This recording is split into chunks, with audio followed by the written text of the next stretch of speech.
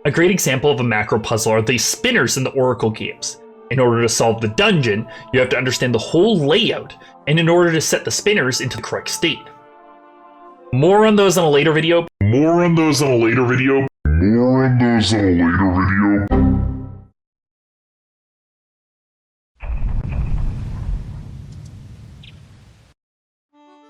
The Oracle games had this super cool spinner device that found its way into 5 different dungeons.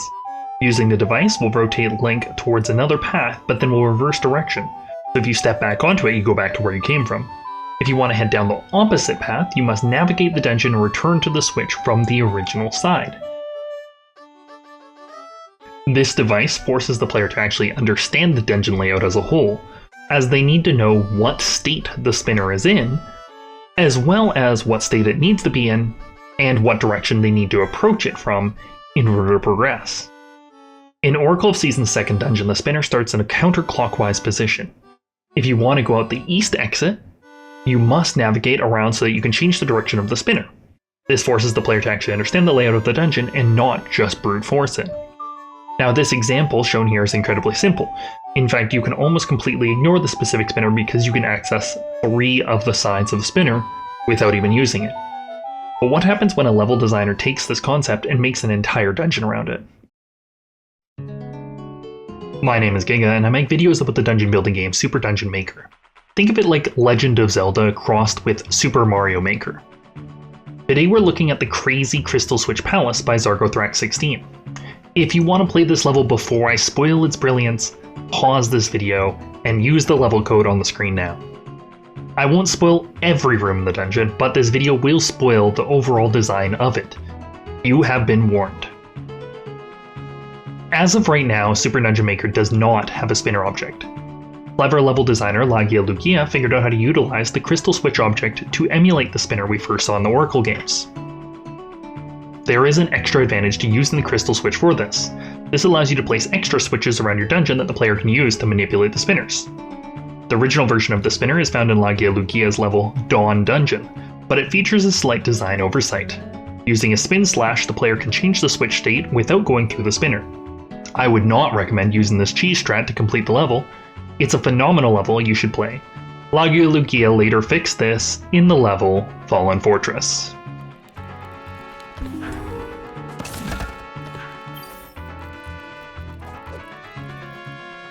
Zargothrax has created the crazy Crystal Switch Palace, which focuses on the crystal switches and these spinners. The dungeon is split into 2 sections that each center around one of these spinners. Since this dungeon is primarily based on navigation puzzles, the designer gives us both map and compass very early. Both these items are crucial tools that the player can use to unravel the puzzle that is this dungeon. Let's go into a couple of the rooms a bit more in depth so you can understand what I'm talking about. Upon first entering this room, I had the blue bollards down and the red ones up. In order to exit through the north door, we must move the pillar onto the button, and we must also have the red bollards down. Because both the pillar and buttons are surrounded by blue bollards, we have to set the pillar onto the switch and then return to the room in the other state. Another instance is when I was at the end of the first half of the dungeon, but I was short a small key. I checked my map and determined that the key I was missing was in a chest I saw earlier but couldn't reach. As you can see here, I can access the chest in 2 different ways. If the red bollards are down, I can access it from west or south entrance. And if the blue bollards are down, I can access the chest from the primary east entrance, but none of the other entrances. From my knowledge of the dungeon, the south entrance is unfortunately not an option.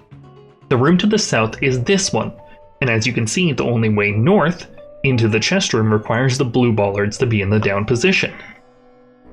The west room also is not an option due to the connecting room similarly being inaccessible, while the blue bollards are in the upwards position. This means that the only option is to have the blue bollards down and entering from the east entrance, which just so happens to be the spinner room. I have to figure out the spinner state and approach the room from the correct direction. Well, I would have had to do it had I not noticed this bombable wall in the corner over here. But you get the point. With that key, we can now progress to the second half of the dungeon. Now that we are in the back section, we're faced with a second spinner, except this time there are no cheeky cracked walls that I can use to cheat the puzzles. I want to talk about one more room in this section, because I don't want to spoil the whole dungeon for you, but I do want to emphasize my point here. This room involves two entrances. The entrance to the north is blocked by a portcullis that is only open while this wind-up trigger is pulled. The wind-up trigger also is the only way to get to this chest. The problem? The wind-up trigger can only be pulled when the red bollards are down. If the dungeon is in this state, we can't reach the chest though. In order to reach the chest in time, we have to pull the trigger, exit through the north door, and re-enter the room from the west door while the room is in the same switch state. This requires us to go through the spinner room twice, so that the bollards are in the same state when we re-enter the room. This is a brilliant puzzle as it forces the player to understand the switch state. If I went directly to the chest room from the spinner the first time, I would not have enough time to make it to the chest due to the red bollards. This whole dungeon is brilliant. The entire dungeon is filled with these brilliant macro puzzles. That isn't to say that this dungeon doesn't have micro puzzles.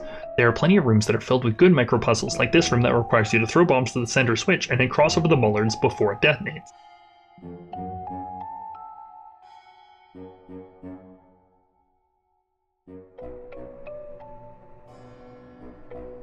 This is easily one of the best dungeons I have ever played, and it isn't even in a Zelda game. To be fair, I don't think Nintendo has any interest in making good Zelda dungeons anymore, so the rest of us will have to fill that role. If you have any interest in this kind of level design, why don't you watch another video of mine? I suggest this one where I show off my take on Link's Awakening's Eagle's Tower. This has been Giga. Thanks for watching.